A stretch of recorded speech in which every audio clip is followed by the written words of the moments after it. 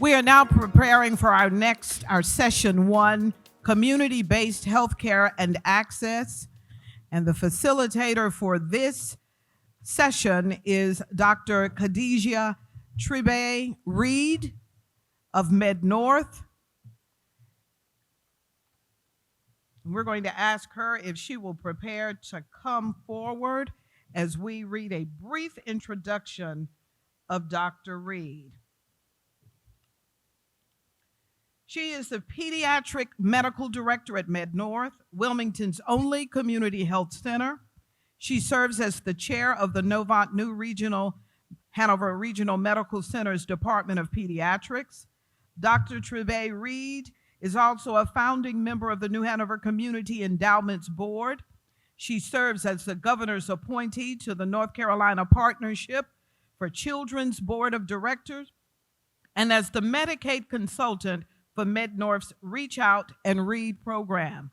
Dr. Tribie Reid is a public health advocate and engages in child and health advocacy through public speaking and writing. Dr. Tribie Reid's book, Chapter, Adverse Childhood Experiences, Race Matters, has been accepted for publication in the 2022 in the book Health Equity, African Americans and Public Health by the American Public Association. Help me with a round of applause. Welcome, Dr. Reid. Thank you, Linda Thompson, for that wonderful introduction. I will say I'm happy to have you in the position you're in, and I trust that we can all work together, all of us, to forward the plan and ensure the optimal health of the citizens of New Hanover County and beyond our state.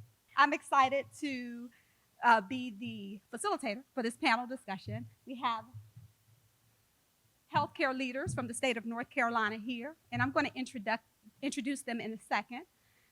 What I hope this panel discussion will accomplish is to help us understand some of the inequities that exist specifically in healthcare. Certainly, we've had a beautiful introduction to that with Miss Alicia Rhodes. She definitely set the stage. And these healthcare leaders can kind of help us understand the inequities that exist due to race, due to gender, and well beyond those factors. 12.9% of North Carolinians don't have any health insurance. So what does that say for finding a primary care doctor? Often these are individuals who are using the emergency room as their primary care doctor. These are individuals that often will not get health screenings. What work can we do to move the ball forward so that everyone can have the health access and care that they need? And this is some of the work I hope we can foster, move, get those brain cells moving today. All right, so let me introduce our panelists. We'll start from left to right. We have with us Dr. Linda Haddad. She is the nursing director and Irwin Belk Distinguished Professor at the University of North Carolina, Wilmington College of Health and Human Services. Dr. Haddad is a native of Jordan and has extensive experience with international health initiatives through her work, consulting and working on projects that help train medical professionals improve community health in the Middle East. Her research focuses on tobacco cessation, and she has a background in community and public health nursing. Next panelist is Andrea Toomey. She is the Health Equity Fellow at Duke-Margolis Center for Health Policy. Dr. Thoumi aims to enhance policy analysis, research, and education in health equity at the Duke-Margolis Center for Health Policy. Her research includes mitigating structural and social determinants of health that create inequities among Latinx communities in the U.S. and among women. She is the recipient of the 2020 Duke Presidential Award and Academy of Health Disparities Interest Group Early Stage Distinguished Investigator Award. Welcome, Dr. Toomey. Our next panelist is Dr. Michelle Buckner. She is the Chief Medical Officer for UnitedHealthcare Community Plan of North Carolina. She's a board-certified primary care pediatrician. She's also a leading advocate for addressing social determinants of health through collaborative community engagement. She previously served as Chief Medical Officer for Community Care of North Carolina and for Advanced Community Health in Raleigh.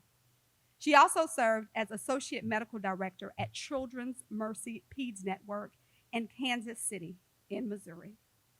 All right, we've just had slide up here, my partner, Dr. Myra Galliano. She is the Chief Medical Officer at MedNorth Health Center. This is an FQHC here in Wilmington. She's a faculty member at Novant NHRMC Family Medicine Residency Program. She's an adjunct faculty at UNCW. Her personal and professional experiences allow her to appreciate the role of families, communities, and environment, the role those things have in creating healthy communities. She's the co-founder of Quality Life Blueprint, which is a community capacity building organization that aims to assist vulnerable populations. I want you to give a big hand clap for all of our panelists today.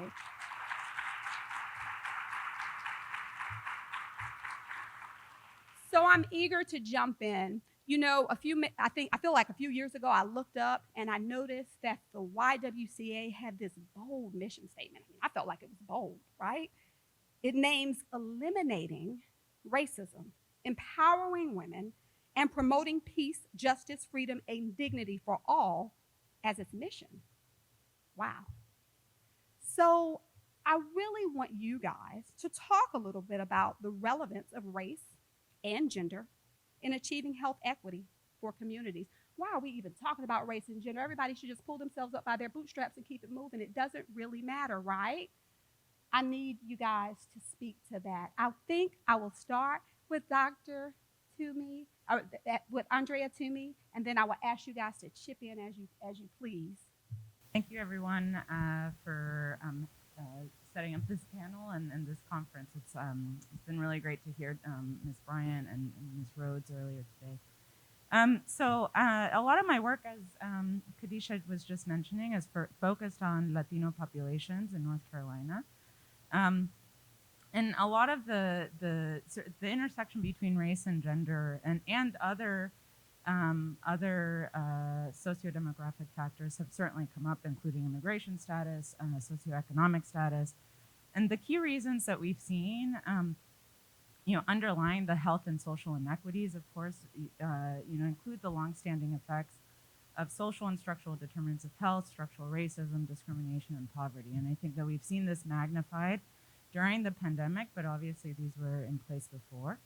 And I think a lot of the work that we've been doing in Durham, we have a coalition of partners called Latin 19, which has come together to really identify community-focused strategies to improve access to, initially COVID resources, but now extending beyond that. So looking at primary care and other factors. And, we've been working across the board with community partners and health system leaders and policymakers to really identify those policy gaps and solutions. And we've been doing a lot of work that sits at this intersection of race, gender, and immigration. And so we've seen, for example, that women, in our communities are the ones that are, experiencing substantial economic and social burden along with families and different households. And so, I think that's definitely been a focus area of our work. And I think, I look forward to talking more with the group here today. Who else can shed some light on that particular question? So why talk about it? And, as I've read the question before, but as I thought about it, I go back to almost 30 years ago, and so I'm aging myself a little bit. I moved to the inner city of Kansas City, Kansas, and we were talking about race and gender then. So the one thing I'll add to that question is we've got to move beyond talk and move to action. And so that community was recognized, unfortunately, by Robert Wood Johnson as having the highest rate of infant mortality, Black infant mortality in our nation. I lived in that community. I birthed 4 kids in that community. And I was a pediatrician in that community. And I saw and lost too many young lives, too many maternal lives. And so I think it's important to talk. I think it's important to measure and recognize that disparities exist, but we've got to move. And as Andrea mentioned, we've got to change policy so that we can dismantle structural racism, right? We can't rebuild, we can't modify. It's got to be dismantled.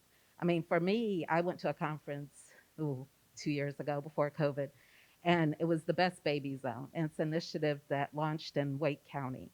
And people that have been working on this issue as long as I have, because it's been 30 years for me, we're passing off the baton and saying, I have to hand this to another generation because we cannot improve this curve.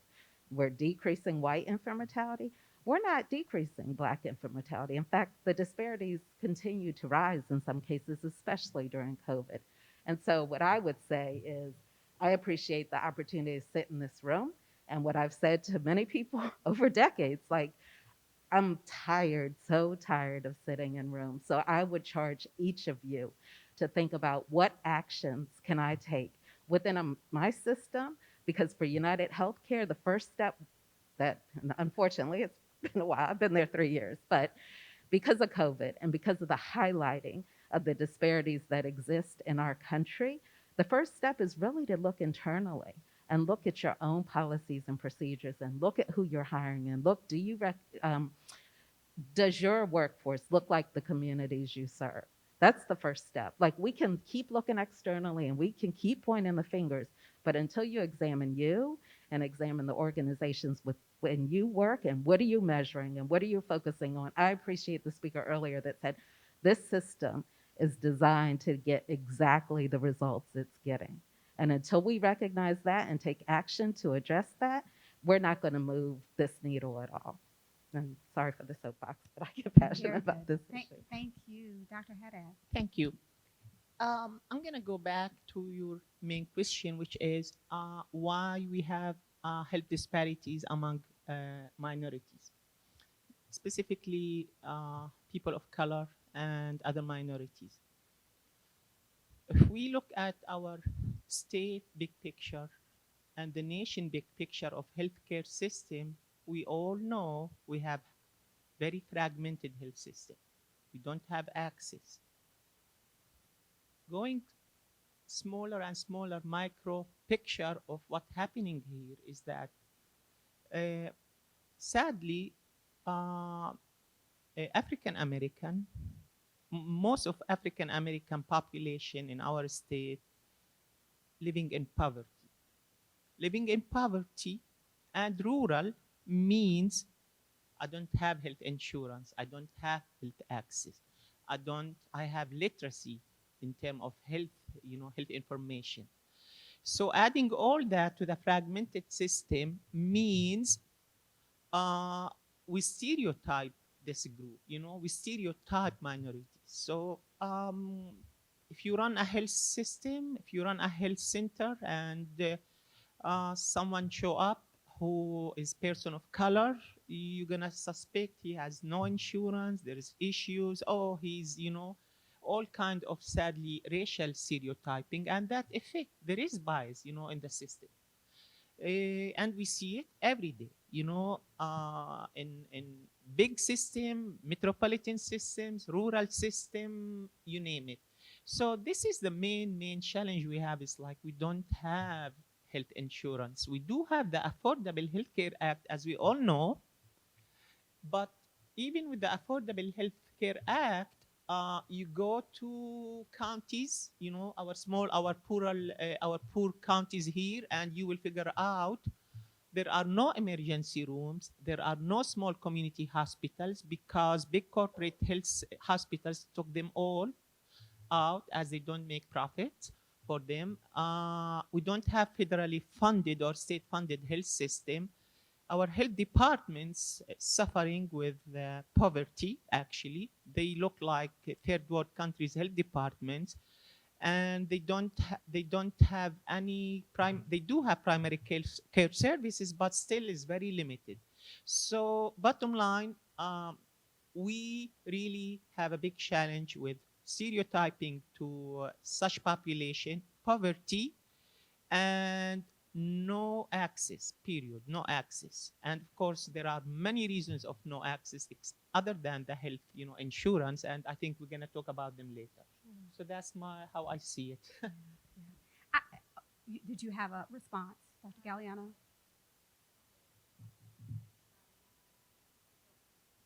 Have covered a lot of the topics that are really important.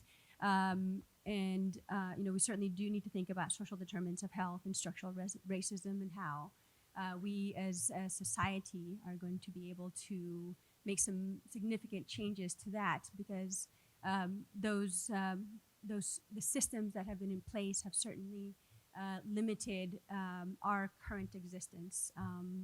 If we think about education, with me in a teaching role, both we teach medical students and residents.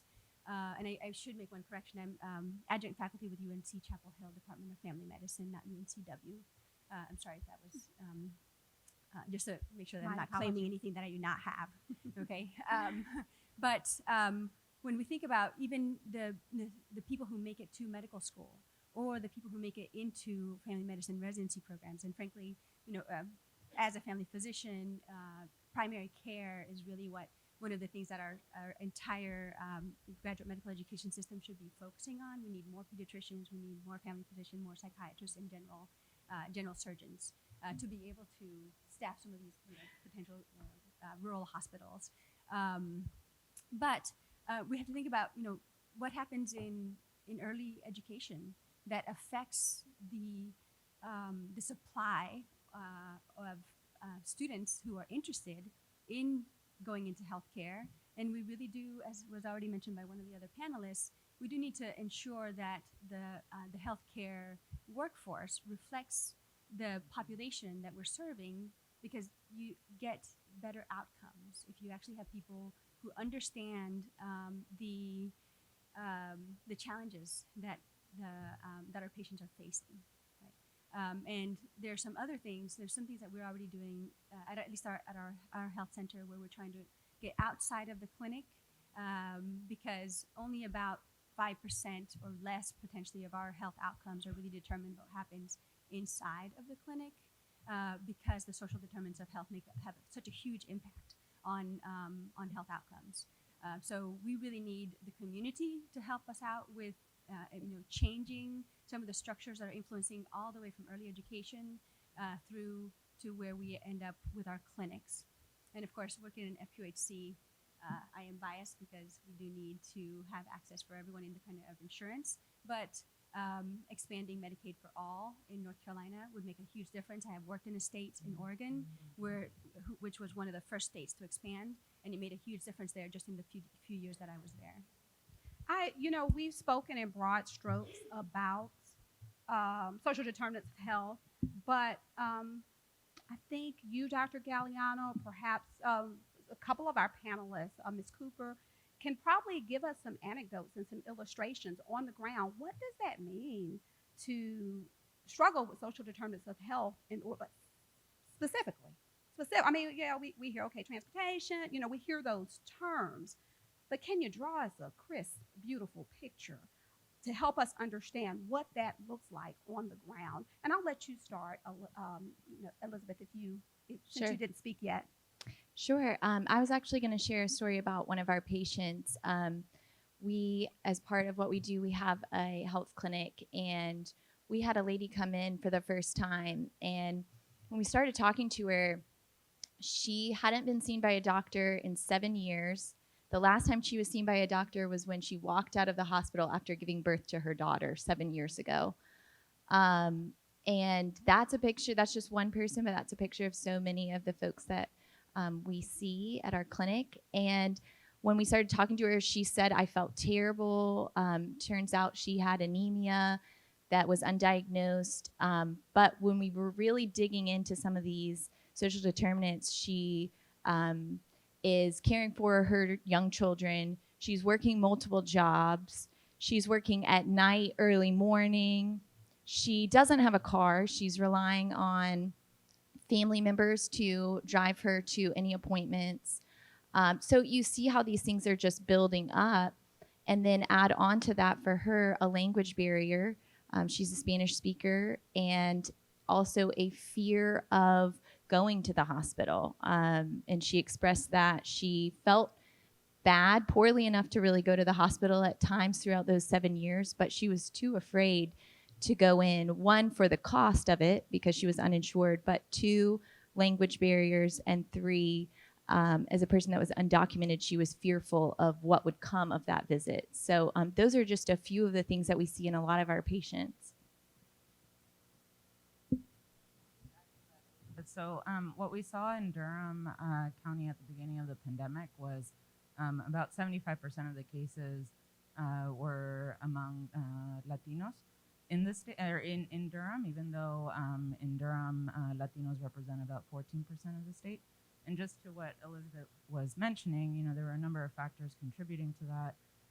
Latinos and Black Americans in the U.S. are obviously overrepresented in frontline, low-wage jobs without access to paid sick leave, weren't able to work from home. And in the case of many Latinos in Durham, and this is reflective of other issues, or reflective of statewide and national patterns, it was their first when they showed up to the emergency room for a COVID case, that was their first interaction with the system. And this was particularly among adults because many of the children were already covered through Medicaid, so at least for for many families, their child may have already had an interaction with the health system, but for many of the adults, they did not. And so that was reflective of decades of disconnection and systemic exclusion that that communities face. And again, in addition, just to emphasize too the daily fear and uncertainty related to being dismissed by providers, disrespected by providers, not having the language barriers, and then of course the fears, especially a couple.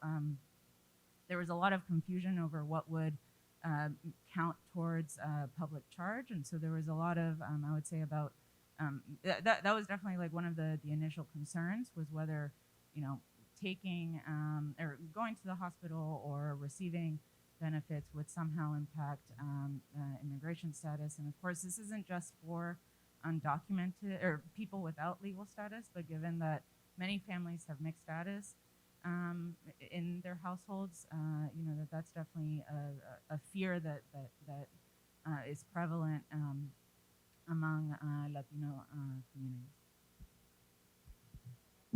If I can add, I think my mic's better than yours. When I think about what does it look like, boots on the ground. So when I moved to North Carolina, I was recruited by Advanced Community Health, which is the FQHC, mainly in Raleigh, clinic in Franklin, clinic in Fuquay, Varina. And so we had dietitians there, we had behavioral health, and we had primary care. And we know we have higher rates of diabetes in the African-American community. And one of the things the dietitians would always come to us and say, I can teach people, I can educate them on how they should modify their diet to improve their diabetes, but they don't have access to fresh fruits and vegetables. They can't afford them. And even if they could, and we know this is a problem in urban areas especially, but probably rural too, that the community, the grocery stores in those communities, and I've experienced it. I mentioned I lived in Kansas City, Kansas, and there was a Piggly Wiggly there in that neighborhood. I couldn't buy anything fresh. You open the milk freezer, it stinks. And I was fortunate I had transportation. I could drive 10 miles to a better grocery store. People can't do that. So this is where we're talking about, it's not just, thank you for mentioning it, that's 5% is the healthcare. Like we can provide access, but if you don't equip people to live healthier lives, they're not going to be able to do it. And this is where policy, it's criminal from my perspective, that people have, rotten fruit for sale on the shelves. And I think there's been attention to that, but there needs to be continued attention. So as a physician, we push for it. The one thing I'll say, how I got exposed to United is actually they piloted setting up a food pantry in our waiting room for people with diabetes. And so weekly people could come and get groceries, fresh fruits and vegetables for a family of 4. Those are the kind of things that from a healthcare system we can provide. If we're about health and not illness care, we've got to shift. And where are we investing our resources? Let's get upstream. Yes, Andrea. Add one additional point to what Michelle was just talking about. So on food insecurity, or because of the food insecurity that we've seen in the communities, one of the most effective strategies that we did through Latin 19 was partnering food distribution with testing and vaccination. And so we partnered with community partners that were already distributing food. So partners like La Semilla and others. And that was really a place, number one, it was already a place where people were already going. So for testing and vaccination, we weren't creating an additional burden. We were already building, we were already using the infrastructure that was set up. Community members were already going there. And every time that we did that type of partnership, that's where, we would have huge uptake in terms of testing and then later vaccination. Andrea, that's a very good segue into the next question I want to ask. I'd love to run from the pandemic, wouldn't we all? But we can't quite get away from it. We know that the pandemic disproportionately impacted communities of color. Why? It's a question we keep asking ourselves for years, right? Why are we at the bottom of the barrel? Why? Why do we think we saw that disparate impact in communities of color? And how could that have been prevented? And you kind of touched on a strategy that was helpful along the way. But what else did we see with that? What lessons did we learn?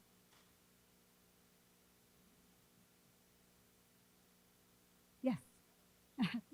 Yeah. So we know that, if you flash back a couple of years when COVID first started, people were told to stay at home. And I think that's the first thing. People initially, when there wasn't vaccination available, people of color didn't have the ability to stay home, predominantly because of poverty, because of the types of jobs. And this is due to history, right? It's due to our country's history that we don't have access to education that's going to allow us to have jobs where we have the benefit of being able to stay home. And so that was the first thing. It's frontline workers were required to go. So then you had higher rates of COVID, mistrust of the medical system.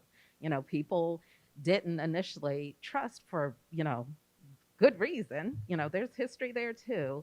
Going to the doctor to be tested, didn't trust what was being said. And I'll say that history is not just in the United States for Black and brown people. And so, if you don't trust the system, if you don't trust the messaging, people thought it was a man-made virus, that it was being put out there to kill us off. And so, this is not just COVID, it's diabetes. People are afraid to go to the doctor because the doctor's going to give me diabetes or give me medicine that's going to make me sick or get me hooked on medicine because when I stop taking it, then I'm going to get sicker. And so, I think COVID just shined a light on where inequities existed based on history. The one thing that I found, because initially I was asked to speak on vaccine hesitancy, I think that went away pretty quickly. Then it became an access issue, that vaccines weren't being distributed where people would go and get them. And one thing I heard actually that occurred in Eastern North Carolina is that, they set up a vaccine center in a church that in an area that had known KKK activity. Now, am I going to be comfortable about the person given that vaccine and what's in that needle? I mean, I'm a medical professional. I'm educated.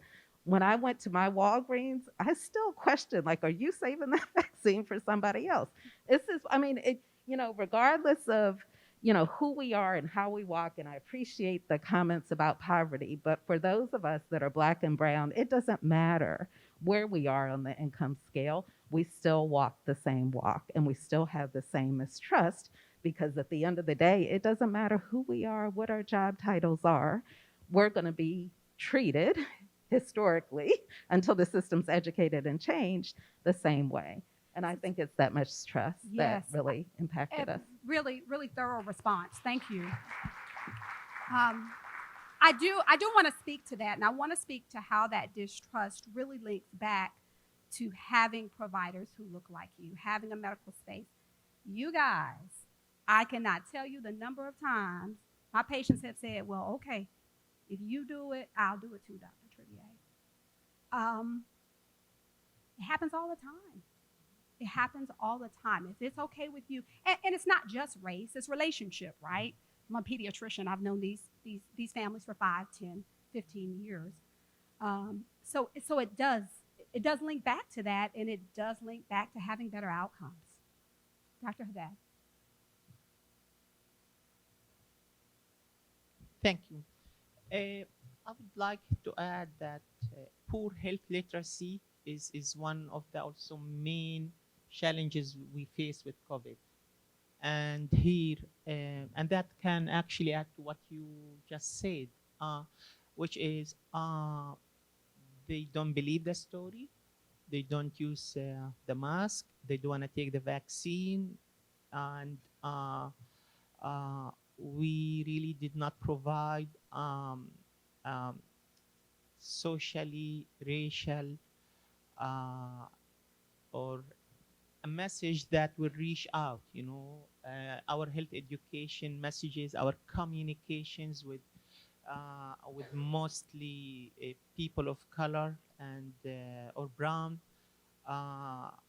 was not good. And I seen it, I live in Pender County, and in my neighborhoods, it's like, you see, it's like, oh, who cares, I will just die. So in other way, it was a big deal not having, good health literacy. However, please understand, we do have a massive shortages of minorities, Latinos, and African American actually health workers in the state. And that add to your point here, which is it's really not healthy. I can speak about nursing schools in our state. We hardly have enough African American students because it's not easy to get into college education. And therefore, if you look at the state numbers, you will see if I have, let's say, 16% or 14% African American population, I only have like maybe 4% registered nurses who are African American. Yeah. And this is a big deal. And sadly, we don't see it. We really don't see it. And this is part of the challenge we face. Yeah, this speaks to the pipeline that Dr. Galliano mentioned earlier. I think that's huge, right? So it starts at birth, then there's pre-K, then there's kindergarten, and if we have communities where entire schools are failing, there's that. I promise you, some of my little babies that come see me are brilliant, but they may not go to college. They don't have the information. They went to a failing school, all kind of barriers between birth and college. Are they capable? Absolutely. They don't have the information. Their parents don't have the information. There's work all over that needs to be done. Dr. Galliano, would you like to speak to the pipeline or even some of the work MedNorth did with the communities to increase the COVID vaccination? I'll first speak to COVID vaccination uptake. So when the vaccine first became available, fortunately, I can't hear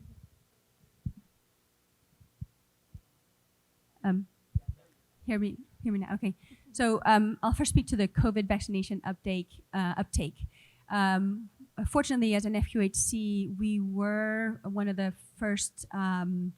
After the hospitals and health departments, we were the first in the first group of providers that were able to get the COVID vaccine, and we compared the numbers African American and Latino community members who were vaccinated before in the county, and then compared to the numbers that we were able to vaccinate. And I think that's partly because of the relationships that Dr. Tribie is talking about, but also because we do have a diverse staff. But the African American rate of vaccination was about 8% overall in the county in that first month. And for the Latinos, it was about 1%. When we were looking at our numbers, we were able to get up to about 40% African American and about 20% Latinos of the ones that we were, the patients and community members that we were able to vaccinate. So that really speaks to the relationships with a trusted provider, because we had events, but we also were having conversations with our patients on an individual basis and talking to them about their families and protecting their communities. So that really makes a huge difference, having that trusted relationship. Multiple panel members have mentioned that. And being in the community, right, rather than having to go to New Hanover, which is a daunting encounter for patients who've had poor experiences there in the past. So I think that certainly made a huge difference. And then when I think, shifting over to thinking about the pipeline, we have to think about a couple of things, right? Getting the right population into the right track, as in just a successful track, right? For whatever it is that they're interested in studying. Hopefully some of them will be interested in healthcare, public health, even any of those roles. But we also have to think about building the capacity in the existing educators to be able to support those communities, those particular students. So for me, so I do a lot of reading, specifically about this topic, especially as an educator myself. When you are recruiting, for example, for a family medicine residency program, you actually have to have a setting, an organization or a program that makes those that are applying feel welcome there, right? That can certainly influence how many people apply to your program. But then if you take it even further back, when you look at the outcomes of bright children who are in elementary school, okay? The elementary school children may be just as bright or brighter. Their skin tone may be darker, however, and the difference in the number of them that are identified as gifted is incredible. If I remember correctly, a bright African American or Latino child is about 4 times less likely to be identified as gifted and put into those tracks, simply because the teacher doesn't share that same background. Okay, so we just have to think about, how do we build the capacity in those existing teachers? And we have to ideally, I would think, like, let's get more African American teachers or Latino teachers into the school systems, but we have to start where we are right now and educate the teachers that are there on how to identify the kids that have the potential to succeed, not just in medicine, but in any career track. When I read those statistics, I was flabbergasted. First of all, not terribly surprised, but the difference was incredible. So we really have to think about, like, how do we address the current system to be able to help us even make a dent in improving that pipeline. We can't just start with, like, say, let's help these kids, independent of how the teachers are going to interact with them. I also, thinking about in medicine education, helping the current faculty who may feel especially that they're not especially informed on helping students and residents address social determinants of health. We have to help them have tools to be able to address, even if they don't have personal experience with the challenges that patients may be facing. I was fortunate enough to participate in a in a collaborative where we designed a tool to help in the residency and medical student education. But it's those types of things that really have to be implemented to help change our current structure to support a more diverse population in healthcare and otherwise. Otherwise, we're really not going to make any progress. Wonderful. I love this pipeline conversation, Dr. Haddad. Yeah. This is wonderful beginning to go to the middle schools and high schools. However, moving to colleges, UNC system, one of the important needs that we need to push UNC system for is how they encourage diversity, what kind of policies they use to encourage universities for accepting, and enrolling more African American and Latino students. For example, we are paid, at university levels of how many students we bring. If I bring 100 students, I'm gonna receive like $100 from UNC system. Now, saying so, some other state systems outside of North Carolina did different formula. And the formula is, you bringing 100 students, okay, how many diverse students you have? You have 20, we're gonna give you 120, which means they're gonna give us $20 bonus. This is used by, I think, 3-4 state systems, and I lived in such system in Florida. University of Florida system do this formula. Now, this means that colleges like medicine, mostly dentistry, nursing, pharmacy, engineering, will start running to recruit, more African American students. Go into what we call it holistic admission. So that will move these kids, who are talented, who are smart, into our pipeline, at freshman or university levels.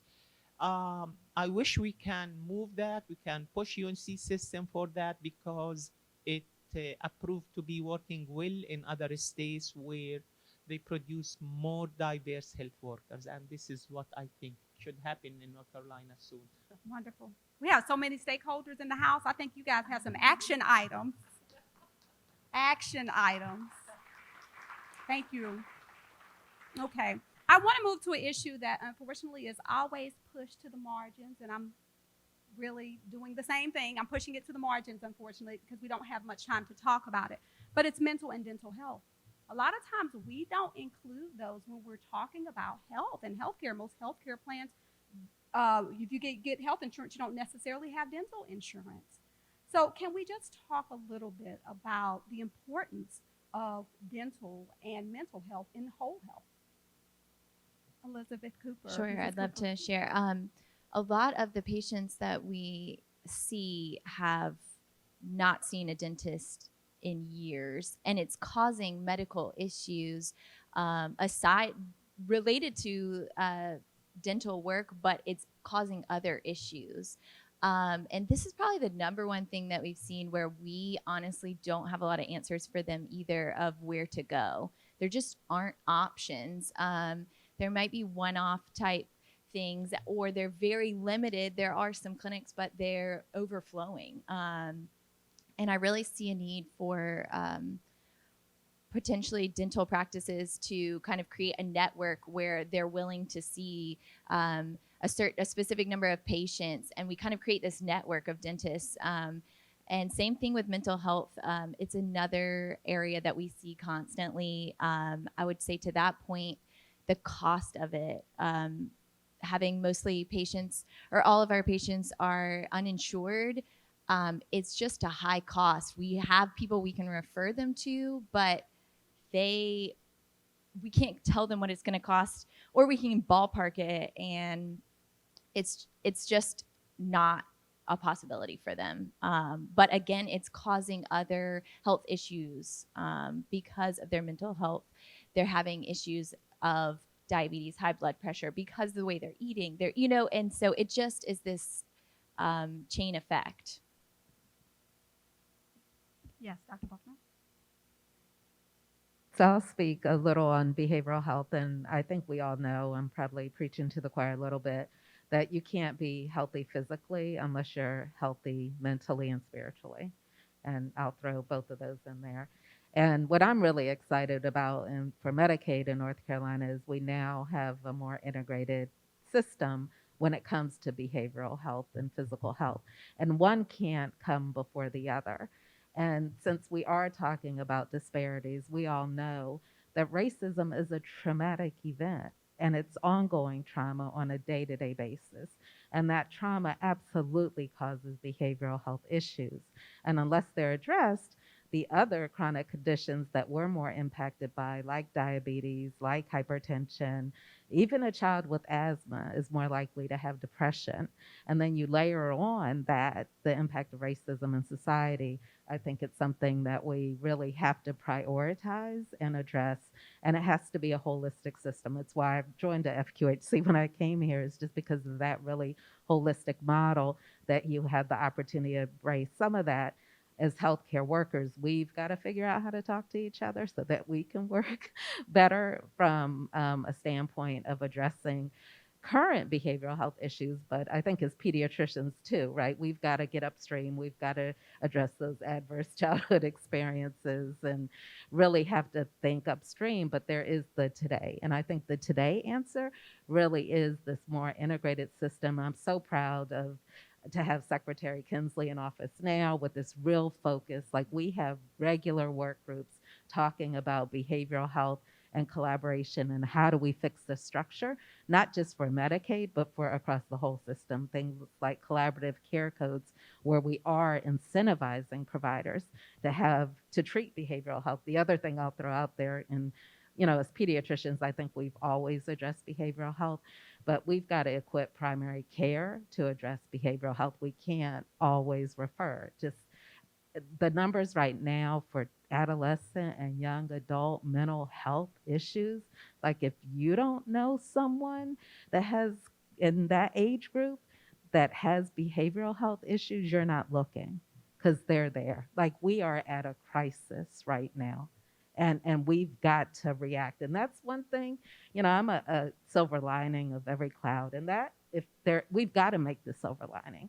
And we've got to use what COVID has exposed and what has escalated to fix our systems. And that's community too. It's not just healthcare, it's the entire community. So I'm going to jump in real quick. I have to tell you guys this. Sometimes mental health stuff, it kind of masquerades. You just think it's that rude person or it's that. So I have a grandmother who I take care of her grandkids. She's taken care of her grandkids. She has for many years. And I got a note that she'd called and she wanted something and the provider didn't give it to her, and she cursed out everybody. She said, that provider can go to, you know where he can go. And so I saw her yesterday. He came in for follow-up. And I said, you can't call up here cursing people out. Girl, don't do that. And sure enough, her grandson was wheezing. He was tight. His chest was tight. He really genuinely needed what was requested. And she said, my son had asthma. Her son, who was now deceased, trauma, okay? My son had asthma, and I was nervous, okay? I was nervous, and I cussed him out, and I would cuss the next person out, and cuss them out too. And what she said is, I was nervous. I can't control what comes out my mouth when I get nervous. And as tough as she is, I realized that as a moment of vulnerability that she was giving me. She was nervous. She didn't know if her grandbaby was going to die. She's trying to take care of these babies. They're not even her babies. She's endured God knows what kind of trauma. So to be able to yield to that and be flexible to that is just something we're going to have to do to take care of families. And that's a little of the mental health piece. Not so overt. Yes, Dr. Galliano, and this will be our last response. I want to be able to take a couple of questions. Just have a couple of examples related to the effect of mental health on how. Is that better? Okay, thank you. So, I have multiple examples, but I'll just give a couple that are that we've seen in the last few months at MedNorth. where patients are being, affected greatly by all of the stressors currently, and they have significant chest pains. They are the couple of them that I'm thinking about. Oh, thanks. Yeah, my voice doesn't carry all that well, but they feel like they have to go to the emergency room because the pain that they're experiencing is overwhelming, right? They have had workups that are very, very complete. They, of course, are at higher risk for negative health outcomes because of their age, perhaps smoking, and diabetes. But what has really been driving their experience are the social determinants of health. Some of them are parents. One of them has a child affected by social media. And that is pretty significant. We've seen suicidal ideation and actually suicide, moving on suicidal ideation as well, with attempts really increase over the last few years. And that's really been studied to have started a lot more with Facebook and all of the different media that has developed since then. So that was in the early 2000s. So I would say that one, the integrated mental health that we have in our clinic has really helped us address the issues for the patients that were being seen. But it's even hard for us to get them to recognize that what they're experiencing is perhaps not all physical and could have a huge driver from the stressors that are affecting them emotionally. So really figuring out how we can help our communities overall understand the effect of mental health on physical health. But then thinking about how social media has been so negative as for the outcomes for our kids. It's incredible. Thank you, guys. This has been phenomenal. I want to find out if we have a little time for questions. Good. All right. Any questions from the audience? I want to give you guys a chance to add your perspective. Yes. I think Dr. Galano mentioned there are resources for residents when patients or clients have issues. And I always tell my students, make sure wherever you work, scatter all the resources because people are going to need them. And you said you have a tool. I wonder if you could share this tool with us. That in particular for education of the residents, it's called it's a 1-minute preceptor that has some information about how you just bring up the question to help the learners really think about how social determinants of health might have contributed to the current health outcomes that you're seeing in a patient. And I can get you a reference for that actually, but it's been published there's a blog with some resources there. Other questions, comments? Yes. Good morning.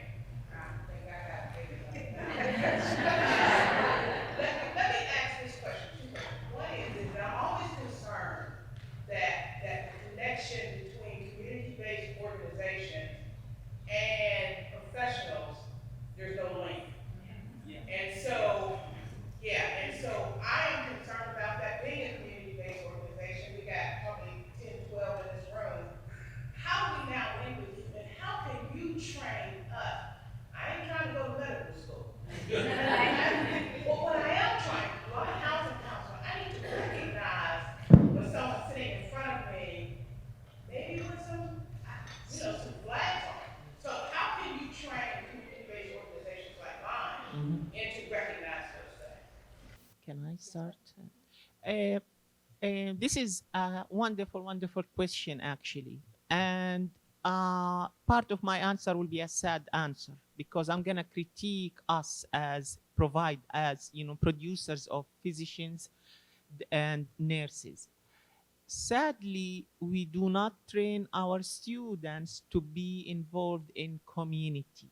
We do not do we try our best. We keep saying we are doing that. We train them to work in public health, but we are failing. We hope we get better with that, you see. Why we failing? Because we are known, I mean, the whole nation is known for outstanding acute critical care system. We have best health system in the world when it comes to a patient coming to the ER with a stroke or massive road injury.